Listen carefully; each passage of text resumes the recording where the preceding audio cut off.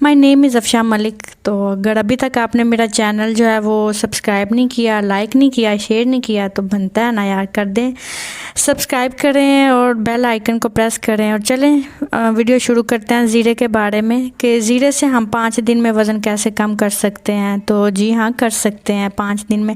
ये है वो ज़ीरा जो हर घर के किचन में मौजूद होता है। तो इसका इस्तेमाल करके हम 5 दिन में 2 से 3 किलो वज़न जो है वो आराम से अपना उसको कम कर सकते हैं। तो इसको जो इसकी रेमेडी है, इसको बनाने का जो तरीका है, जैसे जैसे मैं बताऊंगी आपने वैसे इस्तेमाल करना है। तो इंशाल्लाह जो है आपका वज़न कम होगा। तो आपको इसमें ये करना है कि एक जग जो है आपने पानी लेना है।